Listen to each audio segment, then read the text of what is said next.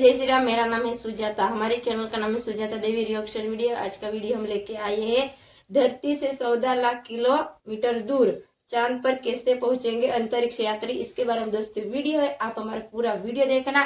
अगर चैनल को सब्सक्राइब नहीं किया चैनल को सब्सक्राइब करना, बेल आइकन पर बेल घंटा दबाना। हेलो दोस्तों, नमस्ते। ये वीडियो अच्छा लगे लास्ट तक देखना ठीक है, और हमारे चैनल को सब्सक्राइब कर लेना। मिलते हैं अगले वीडियो।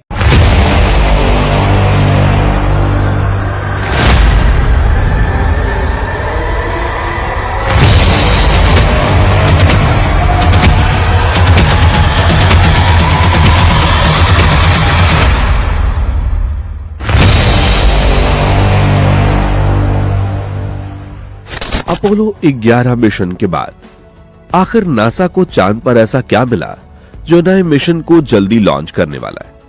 वो चांद जो धरती से बहुत करीब दिखाई देता है, लेकिन उसके पास अभी तक कोई जा नहीं पा रहा है। नासा 1969 के बाद अपने नए मिशन आर्टेमिस 2 के जरिए चांद पर जाने की कोशिश करने वाला है। आज इस वीडियो में नासा के उसी आर्टेमिस 2 मिशन के लॉन्च से लेकर लैंड तक पूरे प्रोसेस को विस्तार से जानेंगे, और साथ में ये भी जानेंगे कि भारत का इस मिशन में क्या योगदान है।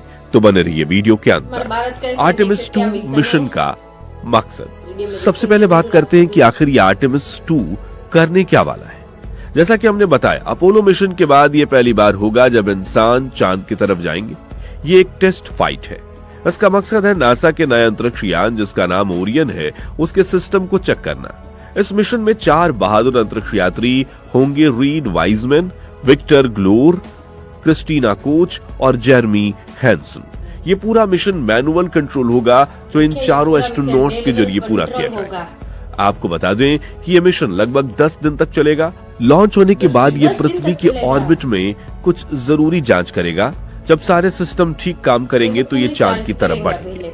इनका रास्ता बहुत ही अद्भुत है। ये चांद के पीछे की तरफ जाकर एक चक्कर लगाएंगे और वहां से वापस धरती पर आ जाएंगे। इस दौरान ये यूनिट इंसानों द्वारा तय की गई अब तक की सबसे लंबी दूरी तय करेगा, करीब 14 लाख मील। सोचिए, जब ये यात्री चांद के पीछे होंगे तो उनके सामने गहरा काला अंतरिक्ष होगा और पीछे हमारी छोटी सी नीली धरती। वो नजारा कैसा होगा, इसकी कल्पना करना भी रोमांचक है। Space launch system SLS। अब सवाल यह है कि इतने भारी अंतरिक्ष यान को चांद तक पहुंचाएगा कौन। यहां एंट्री होती है नासा के ब्रह्मास्त्र की, जिसका नाम है स्पेस लॉन्च सिस्टम यानी कि SLS। दोस्तों, SLS नासा का अब तक का सबसे शक्तिशाली रॉकेट है। अगर आपने पुराने सैटर्न 5 रॉकेट की तस्वीर देखी तो समझ लीजिए कि यह उसका आधुनिक और ज्यादा ताकतवर रूप है। यह रॉकेट इतना बड़ा है कि इसके सामने बड़ी बड़ी इमारतें भी छोटी लगती हैं। SLS का काम है ओरियन कैप्सूल को धरती की ग्रेविटी से बाहर निकालकर चांद की दिशा में फेंकना। यह रॉकेट पुराने मॉडल पर काम करता है, यानी कि जैसे जैसे ईंधन खत्म होता है रॉकेट के हिस्से समुद्र में गिर जाते हैं। हालांकि यह थोड़ा पुराना तरीका है, लेकिन नासा का मानना है कि सुरक्षा के मामले में यह सबसे बेहतर विकल्प है। लेकिन आर्टेमिस 2 सिर्फ रॉकेट उड़ाने के बारे में नहीं है, यह जिंदा रहने, सर्वाइवल के बारे में है। सबसे बड़ा खतरा आर्टेमिस 2 का सबसे नाजुक हिस्सा लॉन्च नहीं बल्कि वापस आना है। जब ओरियन कैप्सूल चांद से वापस आएगा तो उसकी रफ्तार करीब 25,000 मील प्रति घंटा होगी। आवाज की रफ्तार से भी 32 गुना ज्यादा। जब कोई चीज इतनी तेजी से धरती के वायुमंडल में घुसती है तो घर्षण की वजह से जबरदस्त गर्मी पैदा होती है। तापमान करीब 5000 डिग्री फ़ारेनहाइट तक पहुंच जाता है, जितना सूरज की सतह पर होता है। यहां पर हीट शील्ड यानी सुरक्षा कवच का रोल होता है। आपको याद होगा आर्टेमिस 1 मिशन जो बिना यात्रियों के गया था, उसमें हीट शील्ड में कुछ दिक्कतें आई थी। उसका मटेरियल उखड़ गया था। नासा के लिए ये एक बहुत बड़ी चिंता का विषय है। इसलिए आर्टेमिस 2 में नासा कोई जोखिम नहीं लेना चाहता। इस हीट शील्ड का सही से काम करना बेहद जरूरी है, क्योंकि अगर यह फेल हुआ यात्रियों की जान को खतरा हो सकता है। और जब तक आर्टेमिस 2 सफल नहीं होता तब तक आर्टेमिस 3 जो कि चांद पर उतरने वाला असली मिशन होगा वो लॉन्च नहीं हो सकता। दोस्तों, पिछले साल जब चंद्रयान 3 ने चांद के साउथ पोल पर सफल लैंडिंग करके इतिहास रचा था, तब पूरी दुनिया ने मान लिया था कि भारत अब अंतरिक्ष की एक महाशक्ति बन चुका है। हम वो देश हैं जो कम बजट में सबसे मुश्किल मिशन को अंजाम देते हैं। इसलिए सफलता को देखते हुए भारत के आर्टेमिस एक्रोड पर हस्ताक्षर किए।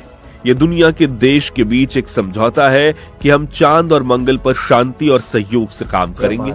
इसका मतलब यह है कि आने वाले समय में नासा के आर्टेमिस मिशन में इसरो का भी बहुत बड़ा योगदान हो सकता है। खबर यह भी है कि नासा और इसरो मिलकर एक संयुक्त मिशन प्लान कर रहे हैं, जहां एक भारतीय अंतरिक्ष यात्री को इंटरनेशनल स्पेस स्टेशन भेजा जाएगा।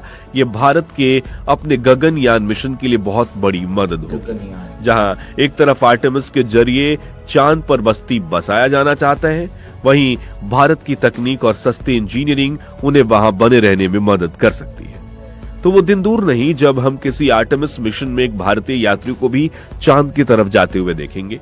यह हम सब के लिए गर्व की बात है। अपोलो और आर्टेमिस में फर्क। कई जानकारों का कहना है कि आर्टेमिस का प्लान अपोलो मिशन से बहुत ज्यादा जटिल और मुश्किल है। अपोलो मिशन में क्या होता है, सब कुछ एक ही रॉकेट में जाता था, चांद की कक्षा में घुसता था, लैंडर नीचे जाता था और वापस आकर धरती पर लौट आता था। सरल और सीधा। लेकिन आर्टेमिस में प्रोसेस अलग है।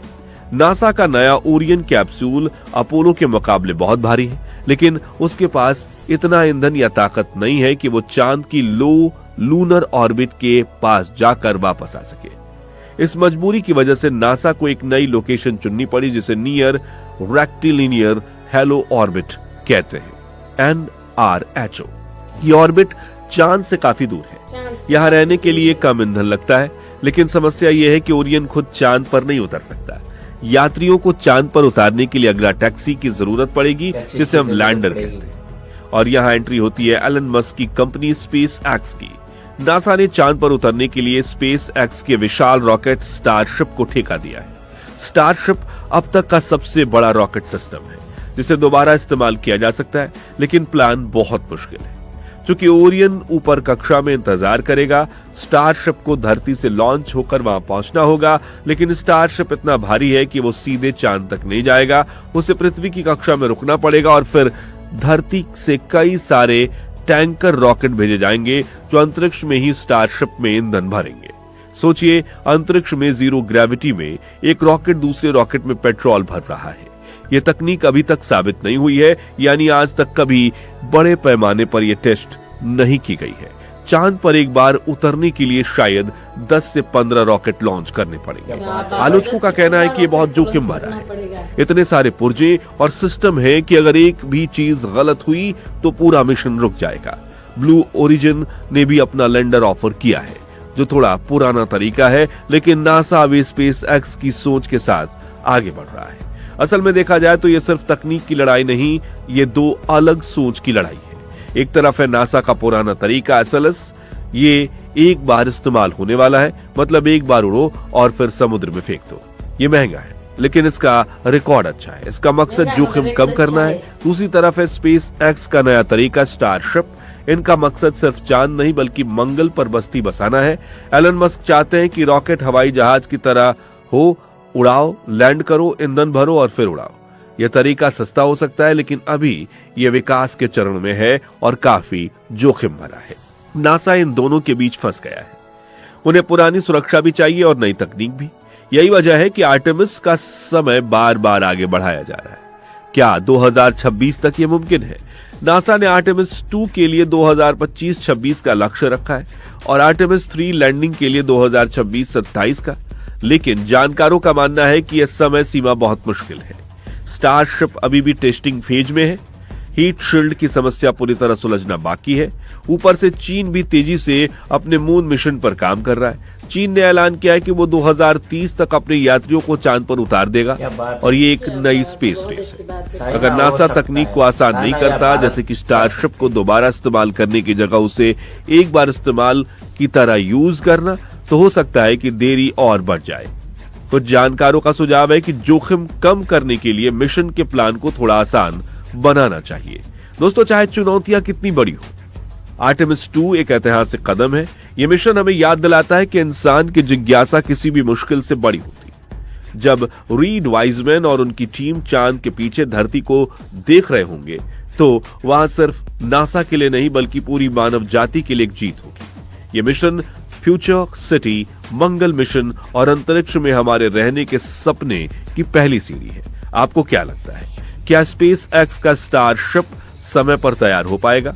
और क्या हमारे जीवन काल में हम एक भारतीय को चांद पर चलते हुए देख पाएंगे? अपनी राय कमेंट्स में जरूर लिखें। अगर आपको ये वीडियो जानकारी भरा लगा हो तो लाइक जरूर करें और चैनल को सब्सक्राइब करें ताकि अंतरिक्ष की कोई भी अपडेट मिस ना हो। जय हिंद। हेलो दोस्तों, ये वीडियो आपको कैसा लगा है? अच्छा लगा हो तो लाइक करें और सब्सक्राइब करते रहें। आपका क्या कहना है? दोस्तों देखिए, ये वीडियो खत्म हो चुका है। आपको हमारा ये वीडियो कैसा लगा ये कमेंट सेक्शन में आप बताना। नेक्स्ट वीडियो हम अगले वीडियो में मिलेंगे, तभी के लिए जय हिंद, जय भारत।